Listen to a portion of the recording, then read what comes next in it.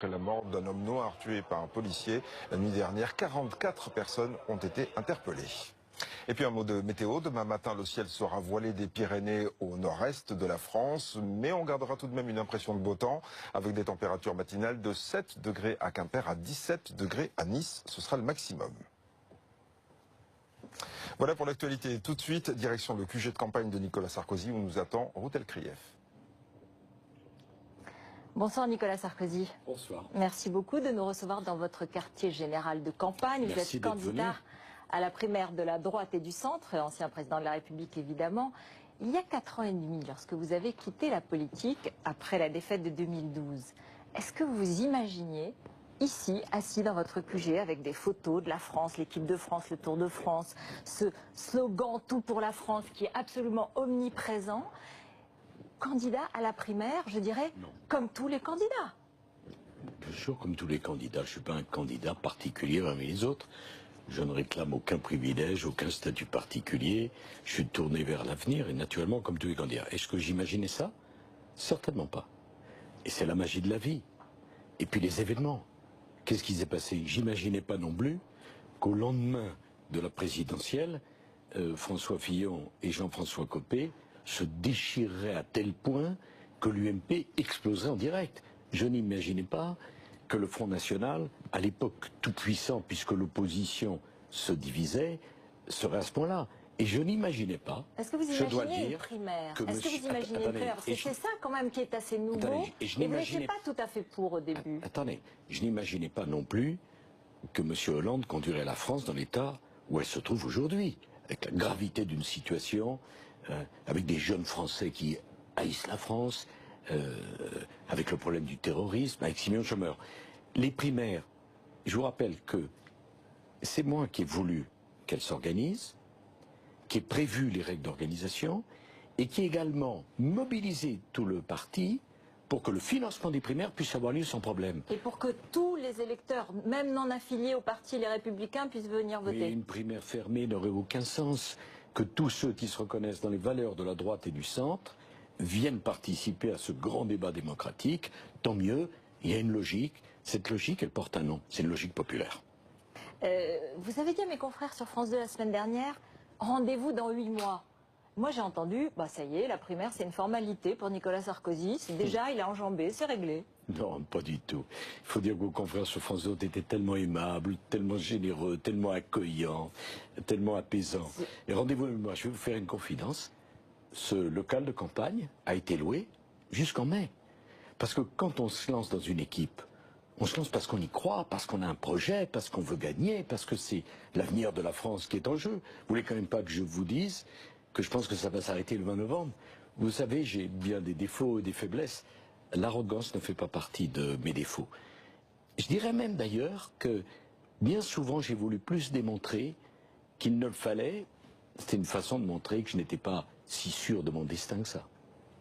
Alors, en tout cas, depuis le début de la campagne, vous avancez à toute allure, vous donnez le tempo, tout le monde est d'accord là-dessus. Mais alors, vous avez multiplié les déclarations... Je peux dire à tout allure, c'est-à-dire qu'un candidat fasse campagne tous les jours, qu'il essaye de parler de la réalité telle qu'elle est... Ils le font tous, mais vous parlez très fort. Vous parlez très fort, et vous avez dit, eh bien, vous avez comparé les migrants à des dégâts hier dans une phrase. On va y revenir. Vous avez évoqué les Gaulois. Quand on devient français, nos ancêtres sont les Gaulois. Vous avez dit la responsabilité humaine sur le dérèglement climatique, je ne suis pas si sûre. Bref, on va y revenir. Alain Juppé, aujourd'hui, dit cette campagne, elle est nulle. La nullité du débat. Il dit que vous lâchez, je cite, une incongruité par jour. Bon. Je ne polémiquerai pas, ni avec Juppé, ni avec qui que ce soit. Dire les autres sont nuls, c'est classique, c'est ce que dit... pardon. C'est ce que dit tout le monde. Et ça ne fait pas avancer le débat. Je suis certain qu'Alain, avec les grandes qualités qui sont les siennes, va nous redresser ça à lui tout seul. Je lui fais confiance. Et s'il pense que c'est pas bien, surtout qu'il ne se gêne pas pour relever le débat. Alors, est-ce qu'on peut revenir est-ce qu'on peut revenir sur ce que vous avez dit? Non, parce qu'on va y revenir, je vous promets. Non, je vous promets. Je veux commencer sur le ton, parce que vous avez donné un ton. Et vous savez ce qu'ils disent, un certain nombre de vos concurrents? Est-ce que vous acceptez que je vous réponde là-dessus? J'ai pris un engagement devant les Français, je ne reculerai pas. J'ai dit que dans cette campagne, je parlerai de la réalité que vivent les Français. Je ne me laisserai pas impressionner par la pensée unique. Quel est le premier problème de la France? Un déficit fantastique d'autorité. Alors, j'ai dit quoi? Quand on devient français, quelle que soit la couleur de sa peau, c'est très important pour moi. Non, Ruth Elkrief, non, je veux d'abord revenir sur le ton. Écoutez-moi. Mais le ton est très apaisé. J'ai lu votre livre, et pages 12 et 13, vous dites que vous reconnaissez avoir péché parfois par la forme de votre expression. Et vous dites que vos victoires et vos échecs vous ont ouvert à la complexité des sentiments et des situations. Et pourtant, quand on vous entend parler, on a l'impression que vous privilégiez la provocation à la nuance, à la complexité. Ruth Elkrief, vous êtes en disant ça l'incarnation parfaite d'une pensée unique qui exaspère les gens, pas vous, mais qui exaspère les gens. Pourquoi? Parce qu'ils ont ce sentiment qu'à la télévision, à la radio, on parle d'une France qui n'existe pas. On peut dire l'islam et son intégration dans la République, c'est un problème sans être islamophobe. Bien sûr. On peut aller à Calais, tout à fait, voir le spectacle ahurissant de l'affaissement, je dis de l'affaissement de l'État et plus aucune autorité, et dire on ne peut pas accueillir tout le monde sans être un raciste. On peut dire une chose qui me tient très à cœur, parce que, comme vous le savez, mon père est hongrois, et peut-être ne le savez-vous pas, mais mon grand-père maternel, que j'aimais énormément et qui m'a élevé, vient de Salonique. Quand on est français, qu'on devient français, à la minute on devient français, quelle que soit sa couleur de peau, quelle que soit sa religion, quelles que soient ses origines, on n'est pas un Français de 2016, on devient copropriétaire d'un roman national au même titre que les autres. Dans mon esprit, c'est ce que j'ai dit, ce qu'ont compris d'ailleurs les Français, il n'y a pas les Français de hier matin, et puis les Français plus légitimes, il y a des siècles. Il y a des Français à la minute où on l'est. Si vos parents sont algériens, sont marocains, hongrois ou grecs, à la minute où vous devenez français, vous appartenez à un roman national, vous l'avez en héritage, il vous appartient autant qu'aux autres. Qu'est-ce qu'il y a de choquant à ça? Mais rien du tout. Ah bon? Mais ce que vous mais avez ce qui est dit... choquant, je vais vous dire une chose, cher Ruth Elkrief, ce qui est choquant, dit... c'est quand on veut faire des procès politiciens, détourner des phrases pour créer le buzz. Je vous le dis avec beaucoup de sourire, mais... je ne retire rien de ce que j'ai dit, j'y crois profondément, et c'est assez passionnant de voir les réactions sur le climat. J'ai jamais dit que l'homme n'était pas responsable. Oh non, Nicolas Sarkozy, on va rester sur les Gaulois. On va en parler. On va rester sur les Gaulois parce que moi je suis tout à fait d'accord.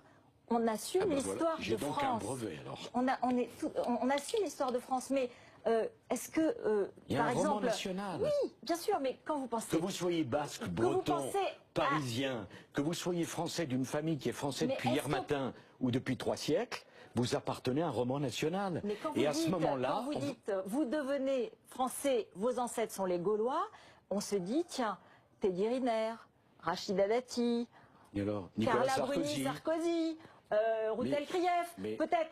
Ils sont français. Et pourtant, est-ce qu'ils sont obligés d'effacer leur passé? Mais pas du tout. Est-ce que c'est ça que vous dites? Mais pas du tout. Il y a un roman national, histoire collective. J'ai dit, à l'école de la République où j'ai été, on m'a pas appris l'histoire de la Hongrie. On m'a pas appris à parler grec. On m'a appris l'histoire de France. Parce qu'un Français, quelle que soit la couleur de sa peau, il apprend l'histoire de France. De préférence d'ailleurs de façon chronologique.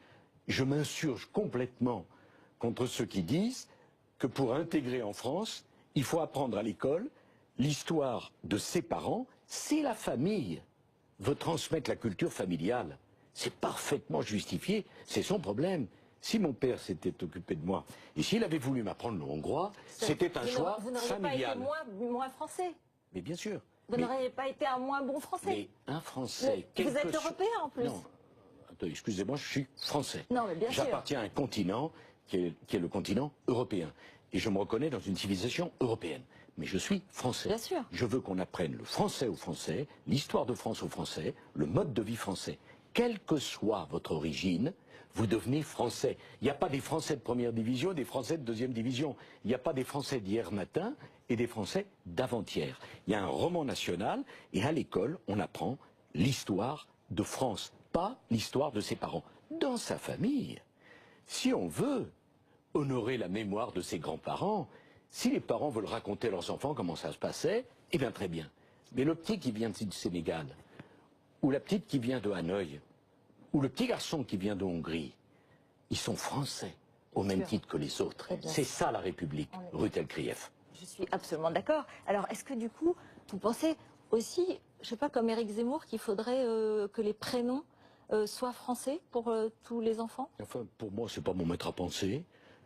Je pense que ça n'a absolument rien à voir. Que le choix des prénoms, c'est un choix personnel et familial.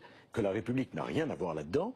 La République, elle a donné à chaque Français la chance de lui faire comprendre qu'il arrive dans un pays où ses parents ont été reçus, qui a une histoire longue, qui a un roman national, et tout d'un coup, ce petit-là, cette petite-là, il a un héritage culturel qu'il transmettra lui-même à ses enfants. Nicolas Sarkozy, quand vous exprimez ça avec de la nuance, on entend, mais quand vous êtes en meeting et que vous assénez, on devient français, donc l'histoire, on assume l'histoire des Gaulois, on se dit, bah, il a oublié ce qu'il écrivait dans son livre, où il disait le français de s'en mêler, où il disait que l'identité française, c'est une forme d'identité, justement, qui se rejoignait. C'est ça qu'on vous dit.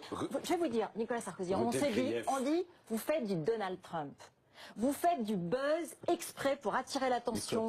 Pour vous, c'est une insulte. Je vous pose la question, est-ce que c'est ça que vous voulez faire? Non, vous venez de dire, on se dit, d'abord, j'aime beaucoup la naïveté professée par cette grande professionnelle qui est Ruttel-Krief. Vous vous rendez compte, quand vous dites en meeting, attendez, dites à votre caméraman ou à votre journaliste, c'est lui qui prend une phrase, qui la sort de son contexte et qui en fait le buzz.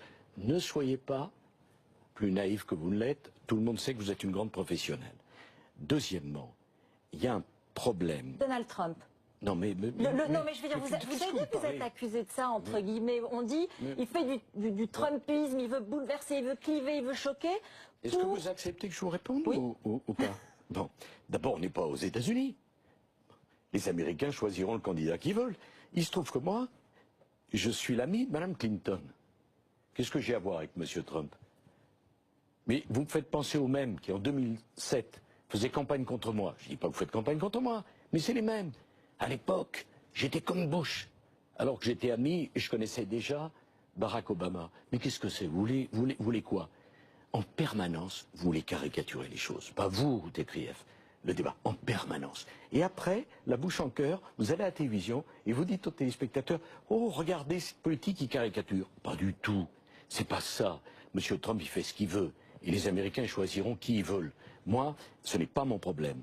Mon problème, c'est de parler au peuple de France d'une réalité, de la réalité qu'ils vivent. Je veux être le porte-parole de la majorité silencieuse, qui en a plus qu'assez d'entendre à longueur de journée à la télévision, vous en faites souvent l'écho à BFM, des propos qui sont totalement déconnectés de la réalité. Tout le monde a compris. Non.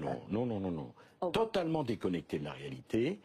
Quand je dis l'homme n'est pas le seul responsable du dérèglement climatique, je dis quelque chose de bon sens. La dernière période de glaciation. En 2009, vous avez fait le Grenelle de l'environnement. C'est ça qu'on s'interroge. Est-ce qu'il croit vraiment... Vous savez, il faut que je puisse poser un raisonnement, parce que je n'avais pas fini ma phrase, quand même. La dernière période de glaciation, qu'on appelle petite période de petite glaciation, c'est 14e siècle, 19e siècle. Bon. On voit des photos de gens qui faisaient du patin à glace sur la Seine. L'homme est responsable d'une partie du dérèglement climatique, mais pas de tout. J'ai dit une chose qui me paraissait très importante, excusez-moi, c'est que le premier problème de l'humanité aujourd'hui, c'est l'explosion démographique. Nous sommes 7 milliards, dans 30 ans nous serons 9 milliards, en 2100, demain matin, on sera 11 milliards. Donc je veux la création d'un organisme qui suive les problèmes de démographie mondiale. Combien d'habitants peuvent-ils habiter sur la planète? Personne n'en parle. Souffrez que j'en parle. Pour dire une expression de mon ami, c'est pas nul. Ça me semble même absolument capital. Deuxièmement, ça pose des problèmes de migration colossales. Au Sahel, la natalité par femme, 200 millions d'habitants, c'est entre 6 et 8 enfants. Il n'y a pas un continent qui peut résister à cela. Ce n'est pas des sujets anecdotiques. Justement, je voudrais rapprocher ce défi démographique dont vous parlez régulièrement d'Astérix et d'Obélix, du village gaulois assiégé. Est-ce que vous voulez nous laisser entendre que la France, aujourd'hui, serait le village assiégé, que quelque part on risque de subir une sorte de grande invasion? Mais pourquoi caricaturer? C'est quand même... Non, mais je vous pose la question. Il y a quelque chose d'insupportable pour beaucoup de Français. C'est la culpabilisation constante de la France et de l'Europe. Je vous ai posé une question, je vous réponds, voilà. je vous réponds, c'est pas vous. Il n'y a pas un continent et un pays plus ouvert que la France et l'Europe. Mais vous parliez des États-Unis. Essayez d'aller aux États-Unis sans un permis de travail, c'est impossible. On pourrait parler du Canada. Essayez d'aller au Canada sans un permis de travail, c'est impossible. Il se trouve que la géographie a fait que l'Europe et l'Afrique ont un destin lié. Il y a 14 kilomètres entre l'Europe et l'Afrique par le détroit de Gibraltar. L'Afrique, en 30 ans, c'est une réalité, même si vous ne voulez pas l'entendre, le compte va passer de 1 milliard d'habitants à 1,3 milliard. Le troisième pays le plus peuplé du monde va être le Nigeria, qui à lui tout seul aura plus d'habitants que les États-Unis d'Amérique. Donc, qu'est-ce que c'est le rôle d'un leader? Le rôle d'un leader, une vision qui voit les problèmes et qui propose, un plan Marshall de développement de l'Afrique, pour que tous ces jeunes trouvent un boulot chez eux. 2, le changement du droit de la concurrence, pour que ces milliards qui vont financer les infrastructures en Afrique profitent aux entreprises européennes et pas aux entreprises chinoises. 3, changer les conditions du regroupement familial, parce que le regroupement familial en 1974 c'était possible, mais avec les chiffres que je vous ai donnés au Sahel, on doit le suspendre, on ne peut plus. 4, poser les bases d'un nouveau Schengen. Regardez, mon sang, ce qui se passe en Allemagne. On ne peut plus continuer comme ça. Vous avez dit hier, la France submergée par l'immigration. Vous n'étiez pas avec moi, malheureusement. C'était très impressionnant. Mais oui, vous étiez à Calais. J'étais au port de Calais. Oui. Non, mais il y a une scène. Oui, je veux le raconter aux Français. C'est quand même extraordinaire. 10 policiers autour d'un camion. Et ils examinent les camions. On arrête le camion. Un camion rempli presque à hauteur. Là-dessus sortent 10 personnes, célibataires, jeunes, pas un Syrien, contrairement à ce qu'on entend dire. Les nationalités afghanes, érythréens, soudanais, kurdes. Attendez, la police les arrête. Je m'approche, ils ne parlaient pas un mot de français, ils parlaient anglais, ils voulaient aller en Angleterre, on se demande d'ailleurs pourquoi. Ici, je dis aux policiers qui font leur travail, qu'est-ce que vous allez en faire? Qu'est-ce qui va se passer? Elle me dit, on les ramène à la sortie du port, puis ils vont revenir demain matin. Je dis, comment ils vont revenir demain matin? Vous en faites rien? Vous les expulsez pas? Non, c'est la démission de l'État. Pour qui c'est humain? C'est pas humain pour ces malheureux dans le camion, c'est pas humain pour les habitants du Calaisis, qui ont le droit, comme vous, à la tranquillité. Et qu'est-ce qu'on va faire? Il n'y a plus de frontières à 20 000.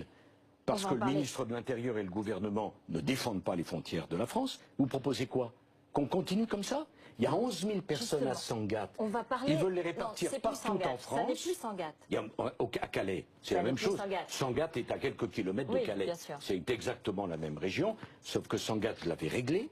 Calais, quand je suis parti, il y avait moins de 900 personnes. Aujourd'hui, il y en a 11 000. Ils se sont dispersés. Il y a eu 11 000, il y a eu la guerre de Syrie.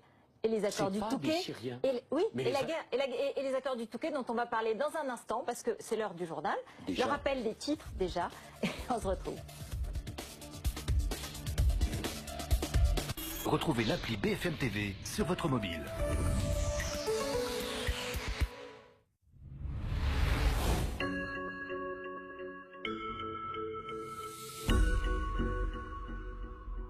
Près d'un humain sur 4 possède le gène de l'aventure. Si c'est votre cas, vous ressentirez souvent le besoin d'explorer de nouveaux horizons. Bien sûr, il vous restera à trouver les outils pour mener à bien cette exploration. Discovery Sport, le business est aussi dans notre ADN. Découvrez l'offre Land Rover Entreprise à partir de 499 € par mois, sans apport.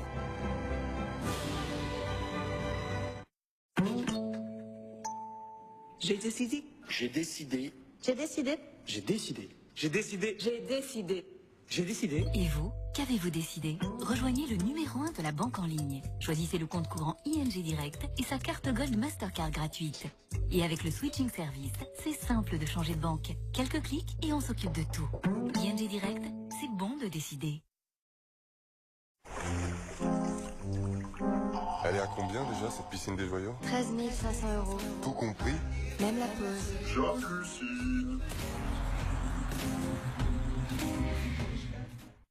Solabay révolutionne la fenêtre. Extérieur en alu, corps hautement isolant, intérieur PVC, alu ou bois. La nouvelle fenêtre personnalisable, seulement par Solabay. En ce moment, votre 4e fenêtre est offerte.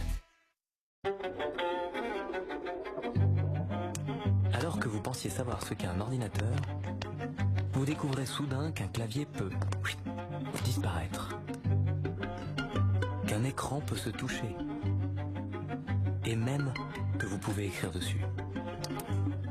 Du coup, en voyant un ordinateur capable de faire tout ça, vous vous demandez forcément « Wow, et il peut faire quoi d'autre ?»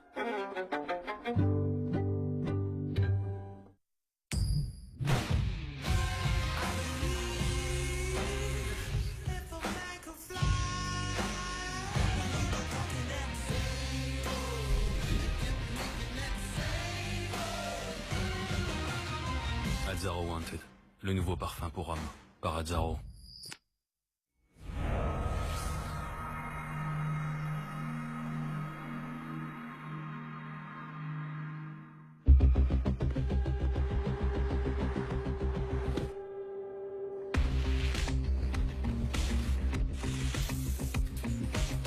Nouveau Citroën Jumpy. Tout devient possible. En ce moment, nouveau Citroën Jumpy taille M Blue HDI 95 est à partir de 159 € par mois. Citroën. Vous avez une passion.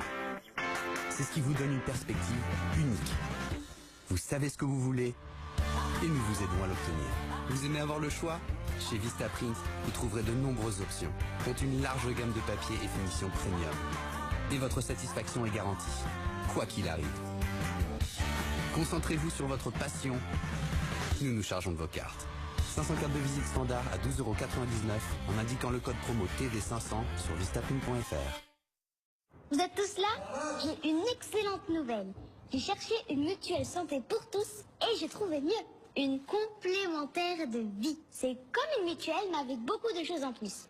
Comme ça, notre santé est bien protégée et on pense aussi à notre bien-être. La mutuelle familiale pour tous, entreprises et particuliers, jeunes et moins jeunes. On est une famille, non? Charlotte, ma tablette! Une machine vient de passer le test de Turing. Au même moment, une jeune fille regardait un concert joué depuis l'espace. Alors qu'un avion propulsé par le soleil s'apprêtait à décoller, des chercheurs faisaient se téléporter des atomes. Quelque part, un chirurgien était en train d'opérer. Son patient était ailleurs. Parce que le monde aujourd'hui ressemble à celui de demain, nous avons créé la voiture qui lui ressemble aussi. Nouvelle Audi A3, inspirée par le futur.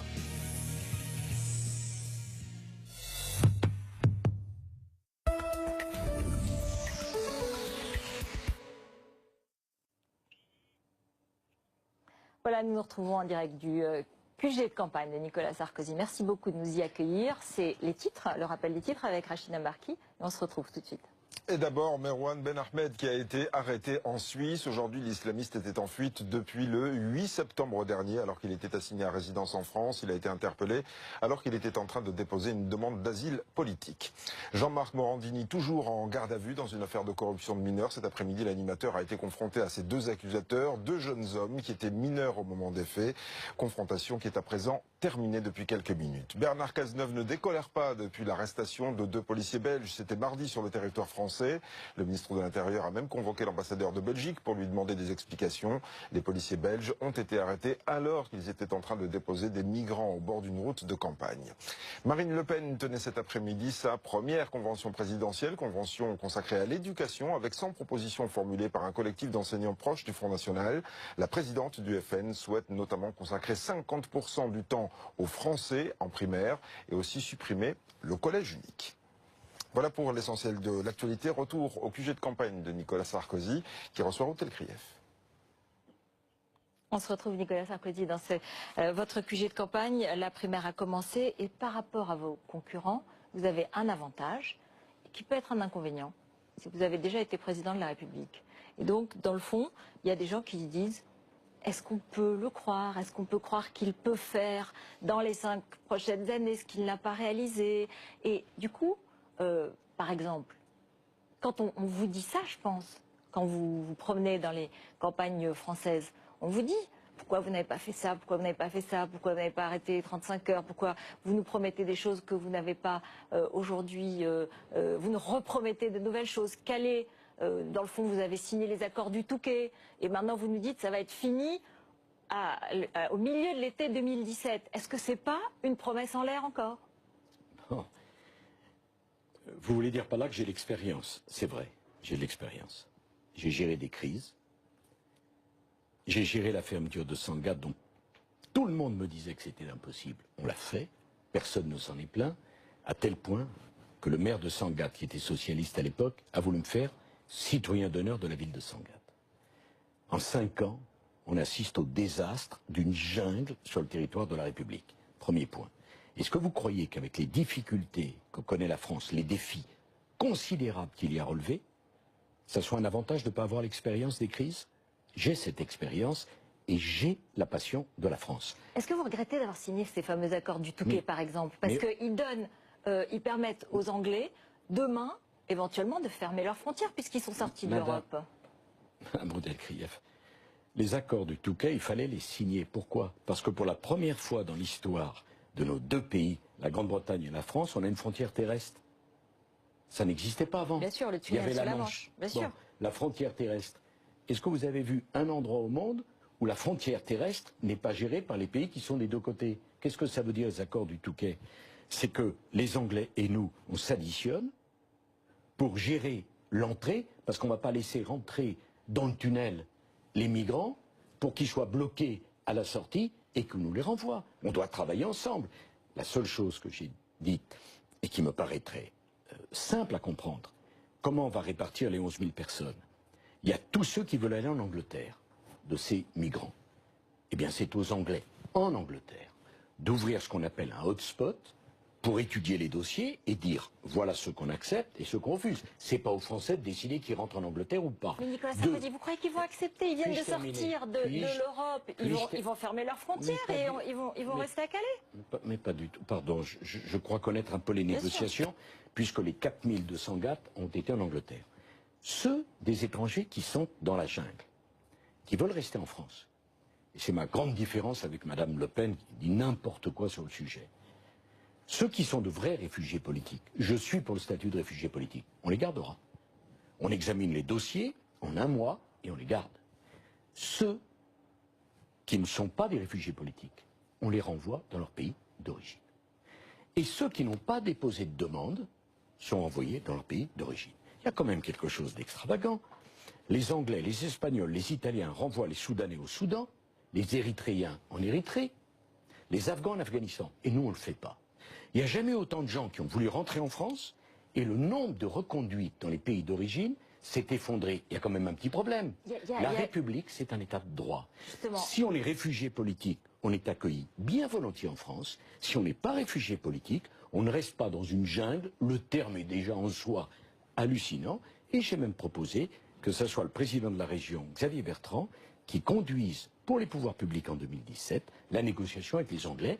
Les Anglais sont des gens pragmatiques et ils comprendront qu'on ne peut pas dire qu'on sort de l'Europe et demander aux Français de faire le travail à leur place. Les accords du Touquet prévoient un préavis de 2 ans. Donc, vous ne pouvez pas dire que ce sera fait mi-2017. Mais ça sera fait exactement avant la fin de l'été 2017, parce que ce problème n'a que trop duré. Ça fait 5 ans que M. Hollande regarde les bras croisés en évitant d'y aller. Il a fallu que j'y aille cette semaine pour apprendre tout d'un coup, comme par hasard, tant mieux, que le président de la République ira Alain Juppé lundi. Il est allé, lui, à la jungle. Les autres sont allés. Très bien, non, personne n'est rentré. Et d'ailleurs, permettez-moi de vous... il est allé dans le camp... permettez-moi de vous dire que moi, je ne veux pas aller voir des gens qui sont en situation irrégulière. J'ai voulu aller voir qui? Les habitants du Calaisis. C'était d'ailleurs bouleversant. Il y a un couple qui m'a dit, notre maison valait 400 000 €. Maintenant, elle ne vaut plus rien. Ça fait 1 an et demi qu'on n'est pas parti en vacances parce qu'on a peur, M. Sarkozy. J'ai voulu, Mme Delcrieff, entendre ce discours-là. Parce que mon rôle de candidat à la présidence de la République, c'est pas parler pour vous, si vous me le permettez, c'est parler pour les Français. Et d'abord les Français qui souffrent. Et les Français du Calaisis, d'ailleurs les Français du Nord-Pas-de-Calais en général, ils sont sceptiques sur tous. Ils sont sceptiques sur tous les candidats. Attendez. On fait preuve d'une générosité et d'une ouverture exceptionnelle. Deuxièmement, je comprends qu'ils soient sceptiques sur tous les candidats parce que, après 5 ans de François Hollande, qui a menti, comme jamais personne n'a menti dans la République française, on en a tous pris, si vous me permettez cette expression, un coup en matière de crédibilité, engagé, parce que quand le président de la République ment, tout le monde... Mais permettez-moi de vous dire que je n'ai pas la même analyse que vous. S'il y en a un dont on peut croire la parole, c'est peut-être celui qui a réglé Sangatte. Madame Aubry, maire de Lille, n'y avait jamais mis les pieds. Madame Guigou, qui était au gouvernement à l'époque, n'y avait jamais mis les pieds. J'ai pris le dossier et je l'ai réglé. Eh bien, je ferai pour Calais ce que j'ai fait pour Sangatte. Juste pour clore ce sujet, puisqu'il est assez complexe, c'est vrai qu'il y a ces problèmes de délai, il y a ces problèmes, ces propositions de disperser un certain nombre de réfugiés à travers la France, parce que sinon ils resteront là et les Anglais les refuseront. Donc parfait. Voilà. On va disperser partout en France. Donc, après, Calais va se remplir à nouveau. Mais les Calaisiens, ils préfèrent ça, bien sûr. Si j'étais à leur place, je dirais la même chose. Mais alors, qu'est-ce qu'on va faire? Je veux qu'on rétablisse les contrôles aux frontières. Parce que la bataille pour Calais commence à 20 000. Parce que si on continue à laisser rentrer n'importe qui, n'importe comment, on va donc disséminer partout en France les frontières nationales. Comme il n'y a plus de Schengen, il faut bien qu'on défende nos frontières. On ne peut pas être le seul pays qui n'ait pas le droit de défendre ses frontières. Alors on va donc vider la jungle, la mettre partout, et dans 6 mois, il va de nouveau y avoir 11 000 personnes à Calais, et on fera quoi? C'est irresponsable. Cette politique est une politique de démission. Je ne serai pas le président de l'impuissance. Nicolas Sarkozy, qu'est-ce qui vous reste de commun avec Angela Merkel? Merkozy, c'était c'était un surnom qu'on donnait au couple très soudé. Sur les migrants, vous n'avez plus du tout d'accord. Vous dites Schengen, c'est fini. Et par ailleurs, dans vos propositions économiques, on a le sentiment que le déficit public réduit à 3%, que la Banque de France et la Banque Centrale Européenne, dont la Banque de France vient de rappeler l'urgence et la nécessité, dans le fond, c'est peut-être pas une obligation. Est-ce que vous avez encore des points communs avec Angela Merkel? Mais madame, vous ne comprenez pas la dimension historique du rapport franco-allemand. On ne doit pas parler avec les Allemands et s'entendre avec les Allemands parce qu'on est d'accord. On doit s'entendre avec les Allemands et jamais je n'accepterai que l'axe franco-allemand soit brisé parce que depuis Louis XIV, on s'est battu tous les 30 ans. Et qu'au XXe siècle, il y a eu 2 guerres mondiales terrifiantes de violence et de barbarie. Le devoir des dirigeants français et allemands, c'est de trouver des compromis pour travailler ensemble. Parce que l'histoire, la géographie, nous ont mis côte à côte. Donc, si je suis élu, mon premier déplacement sera pour aller à Berlin et pour dire à Madame Merkel, le couple franco-allemand doit reprendre le leadership en Europe. Nous devons mettre sur la table une initiative franco-allemande autour d'un nouveau traité qui portera... Je l'ai vu, Madame Merkel, je la connais, écoutez, presque aussi bien que vous. Mais je la connais, on en a déjà parlé. Si on était d'accord sur tout, il n'y a même pas besoin de se voir. Naturellement qu'il y a des désaccords, mais la force du couple franco-allemand, c'est de trouver des compromis. Il faut refonder l'Europe. Il faut retrouver un Schengen digne de ce nom. Par exemple, on se mettrait d'accord sur le même montant d'allocations sociales. On ne peut pas continuer, nous les Français, à avoir des allocations sociales pour les étrangers tellement supérieures aux autres, que tout un tas de malheureux vient en France, non pas parce qu'ils veulent venir en France, mais parce que nos allocations sont supérieures aux autres. Ça n'a pas de sens. Il faut redistribuer des compétences aux États-nations. La Commission s'occupe de beaucoup trop de choses. Il faut dire aux Européens qu'on a... Alors, est-ce que vous allez refonder l'Europe et vous allez proposer un traité de refondation de l'Europe, comme vous le dites, je proposerai un traité de refondation. Mais par référendum? Le référendum, nous verrons cette question après. Mais la vous solution, ne l'excluez pas? Je ne l'exclus pas par construction. Mais la solution au problème de l'Europe, c'est pas le référendum. On ne va pas se mettre sur la chaise en criant référendum, référendum, référendum. Quelle est la question? Je veux d'abord convaincre les Allemands qu'il faut une nouvelle initiative, il faut refonder l'Europe. Mais regardez ce qui se passe partout. Il faut avoir le courage de dire la vérité. Ce qui s'est passé en Grande-Bretagne aurait pu se passer en France. Ça s'est d'ailleurs passé en France, souvenez-vous. Bien sûr. 2005. Vous avez fait le traité de Lisbonne qui après a défait en quelque sorte les résultats de ce référendum. Absolument pas, madame. Ça n'a absolument rien à voir. Le traité de Lisbonne a permis à la France de retrouver sa place en Europe. J'avais d'ailleurs dit aux Français dans le débat avec madame Ségolène Royal que moi je ne ferai pas de référendum. Je ne transigerai ni sur l'axe... Là, vous ne l'excluez pas. Oui.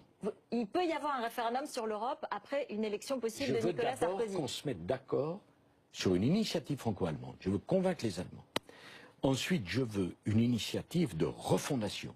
Ce n'est plus le moment de refaire simplement, de repeindre les murs. Il faut reconstruire. Pas du tout. Mais jamais je l'accepterai. L'Europe, c'est notre continent.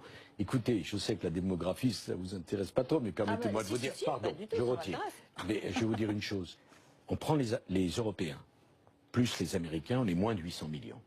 Sur 7 milliards d'habitants, il y en a 4 qui vivent en Asie. Bientôt 2,5 milliards en Afrique. C'est pas le moment pour nous de faire exploser l'Europe.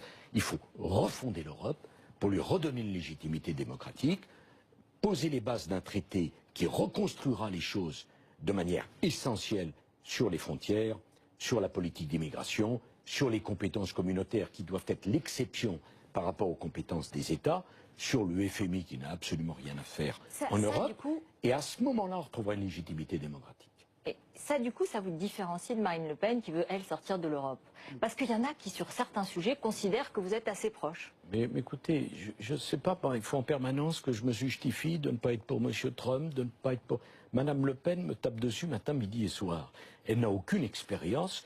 Et vous venez de dire que l'un de mes grands handicaps, c'était ma grande expérience. Donc on n'a rien à voir. Madame Le Pen veut le SMIC à 1 500 €, elle veut la retraite à 60 ans, elle veut sortir de l'euro. J'ai toujours été un Européen convaincu et un des moments les plus passionnants de ma vie, c'est lorsque j'ai présidé l'Europe. Quel est mon rapport avec elle? Aucun. J'ai toujours fait en sorte qu'on n'ait pas d'accord politique et on a gagné les régionales. Mais bien sûr, il fallait voir tout le milieu politique et médiatique dire qu'ils allaient gagner 10 départements départementales. Ils n'en ont gagné aucun. Qu'ils allaient gagner le Nord et le Sud. Grâce à Estrosi, qui a fait une remarquable campagne, et à Xavier Bertrand, ça n'a pas été le cas. Et au soutien des socialistes. Ben oui, mais le soutien des socialistes, pardon, ils ont fait un score, si misérable, qu'ils n'ont pas pu maintenir au deuxième tour. Et pardon de vous le dire, Philippe Richert, sur le grand texte, a gagné tout seul, avec une liste socialiste. Laurent Wauquiez a fait un parcours remarquable. Et que dire de Valérie Pécresse en Ile-de-France? On s'est débrouillé sans eux. Nicolas Sarkozy, là, à l'instant, on apprend que la Grande-Bretagne va activer l'article 50 sur le Brexit début janvier 2017. Comment réagirez-vous? Pour moi, c'est assez simple. Si on arrive à poser les bases d'un nouveau traité, j'irai en Angleterre pour leur expliquer qu'ils ont l'occasion de faire un nouveau référendum pour voir s'ils veulent raccrocher le wagon de la Grande-Bretagne à l'Europe, parce que pour moi, c'est une perte pour l'Europe d'avoir la deuxième économie qui s'en va. C'est assez invraisemblable. Ces discussions ridicules pour faire rentrer la Turquie en Europe au même moment où la Grande-Bretagne s'en va. Et s'ils confirment qu'ils s'en vont, il faut que les choses soient claires. Ils seront dehors ou dedans. S'ils choisissent d'être dehors, ça ne sera pas avec les avantages du dedans. Hier, vous avez dit que vous vouliez être le candidat de la France des travailleurs, le candidat des ouvriers, des employés, des classes moyennes.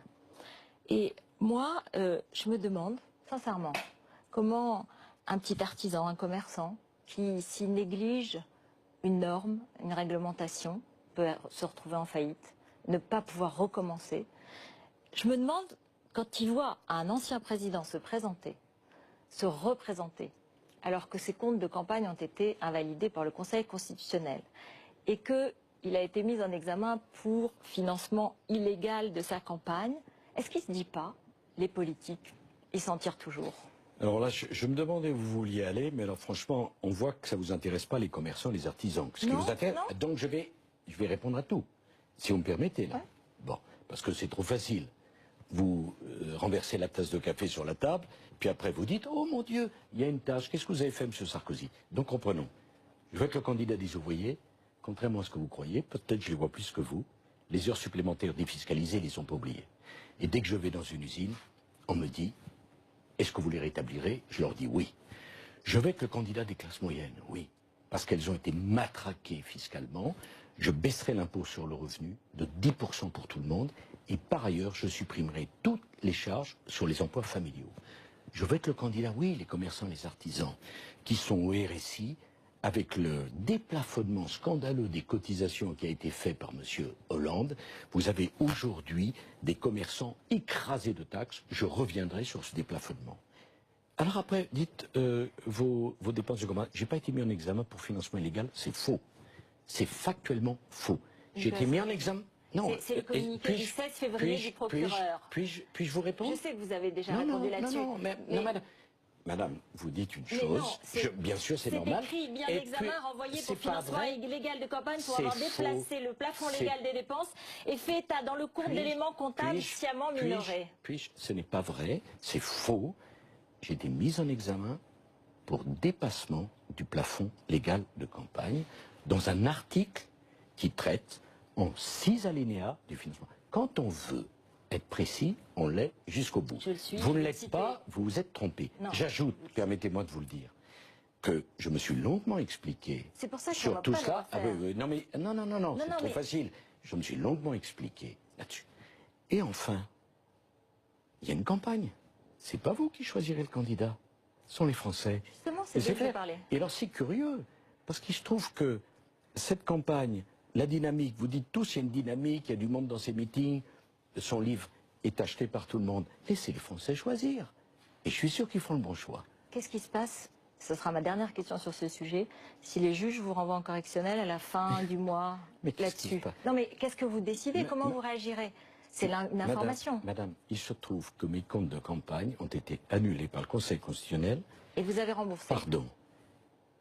Que j'étais pour la première fois dans l'histoire de la République, je suis un candidat qui n'a rien compté aux contribuables. Voilà ce qui se dit, le commerçant. Sarkozy, c'est le seul candidat qui n'a pas eu le remboursement. Je n'ai rien coûté. Et l'amende de 343 000 €, c'est moi qui l'ai payé. Donc attendez tranquillement la suite. Et vous auriez pu également, aujourd'hui, vous qui êtes attaché à la précision, dire « Félicitations, M. Sarkozy, encore un non-lieu hier. Oui. » Je ne vous l'ai pas entendu dire. Parfait. Non, c'était pas du tout sur la cocaïne, excusez-moi. C'était sur les accusations qu'avait prononcées contre moi Madame Taubira, d'abus de bien social, un non-lieu, un de plus. Je vais devenir le champion du monde des non-lieux. Mais si vous me dites que vous le serez aussi là-dessus et que vous pensez que vous ne serez pas renvoyé en correctionnel, il n'y a aucun problème, c'est normal. Je suis factuelle, Non, vous aimez parler de l'état de droit et du respect des personnes, en théorie, et quand il y a un cas pratique, eh bien ce cas pratique, vous ne le respectez pas, je vous le dis avec le sourire, mais ça m'a fait plaisir de pouvoir mettre les points sur les i. Y compris à Routel-Krief. Il n'y a aucun problème. Et c'est normal que cette question se pose parce que je pense que les Français peuvent se la poser aussi et vous y avez répondu. Qu'est-ce qui se passe s'il y avait une mise en examen? Non, parce qu'il y a des candidats, il y a des candidats qui disent Madame, vous venez je ne me représenterai pas. Madame, vous venez de dire que c'était votre dernière question.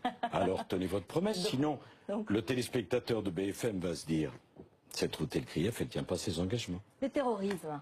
C'est très important. On sait très bien que... Ça me paraît plus important que ce que nous venions par évoquer. C'est l'exemplarité et la crédibilité, c'est fondamental. Excusez-moi, l'exemplarité, depuis le discours dans le débat de M. Hollande, nous savons, et les Français savent parfaitement quoi penser de ces gens qui se présentent en paragon de vertu, en exemplarité totale, et vous voyez ce qui leur arrive. La crédibilité, c'est aussi sur les grands sujets. La lutte contre le terrorisme, vous étiez aux Invalides, c'était un moment très bouleversant. Vous proposez un parquet national antiterroriste. Beaucoup de magistrats sont très intéressés parce qu'ils ont besoin de cette capacité à être plus spécialisés et à mieux connaître les sujets. En combien de temps cela se ferait? Quels résultats escomptez-vous d'un tel parquet qui serait spécialisé, j'insiste, et pas hors, qui serait pas hors de l'état de droit comme certains pourraient le penser, au contraire? Est-ce que ça prendrait pas trop de temps? Est-ce que ce serait vraiment efficace? Non, écoutez, je me suis inspiré en cela de ce qu'a fait le général de Gaulle en 1963, lorsqu'il était confronté au terrorisme, à la suite de l'indépendance de l'Algérie. Il a créé une cour de sûreté de l'État. Et j'ai été très marqué par l'assassinat épouvantable de ce prêtre de 84 ans. L'individu barbare qu'il a égorgé était passé dans les mains d'un juge. Je lui en fais pas le reproche. Mais ce juge n'avait pas l'expérience du terrorisme. Justement, votre parquet national, comment ça se passe? Donc a traité cet individu comme un délinquant ordinaire, alors qu'il aurait dû considérer, s'il avait été spécialiste, qu'à 19 ans faire 2 tentatives de djihad, c'est un homme très dangereux. Alors, comment ça se passe? Concrètement, il nous reste 2 minutes. Donc on fait une cour d'assises spécialisée dans les affaires de terrorisme, un parquet spécialisé dans les affaires de terrorisme. On a fait un parquet spécialisé dans les affaires financières. Bien sûr. Peut-être qu'on peut faire un parquet spécialisé dans les affaires de quelle façon de terrorisme. Ce sera plus efficace? Et on rattache à ce parquet des juges de la liberté, des juges d'instruction, pour que les Français soient assurés que la question du terrorisme, on aura fait tout ce qu'il fallait. Je vous le dis, en pesant mes mots, avec l'expérience qui est la mienne, tout n'a pas été fait pour lutter contre le terrorisme. On peut faire beaucoup mieux. Un dernier exemple. Les fichiers S, on nous explique que l'état de droit nous empêche d'en faire quoi que ce soit. Mais alors pourquoi on les fiche? si on peut rien en êtes faire. sûr que les maires connaissent les fichiers S de leur mairie? Je suis absolument pour que les maires aient accès à des informations qui concernent la sécurité dans leur ville. Et je suis pour que les quelques centaines d'individus fichés S les plus dangereux puissent être examinés par les services spécialisés, soient mis en rétention administrative, parce que ma conviction, c'est que pour préserver notre liberté au TLGF, on doit limiter la leur. J'ai un mot pour finir, évidemment, à propos de Jacques Chirac et Bernadette Chirac, qui sont hospitalisés tous les deux, vous les connaissez bien. Vous avez des nouvelles personnelles, vous êtes proche des deux, vous les connaissez très bien. Vous savez, Jacques Chirac, c'est une partie de ma vie. On a eu des désaccords, mais c'est une partie de ma vie. Et j'ai été très choqué de ce qui s'est passé hier. On ne peut pas les laisser tranquilles. Oui, j'ai des nouvelles. Oui, j'ai des contacts avec eux. Mais il fallait voir l'agitation indigne de ce petit milieu. Jacques Chirac, Bernadette Chirac comptent beaucoup dans le cœur des Français. Ils traversent une épreuve. Il faut les respecter. Et respecter leur famille. Et moi, je n'ai pas à faire état de conversations personnelles. Cette agitation est nauséabonde. Juste un petit mot pour le débat quand il va se passer, c'est-à-dire que le premier sera le 13 octobre, le deuxième le 3 novembre. Comment vous le voyez Comment vous voyez, il y aura d'anciens ministres à vous, un ancien Premier ministre. Ce sera compliqué ou pas? Bon, d'abord, un débat, c'est toujours compliqué. Il faut y aller toujours avec le sentiment que tout ce qu'on sait, au fond, ça sert à rien.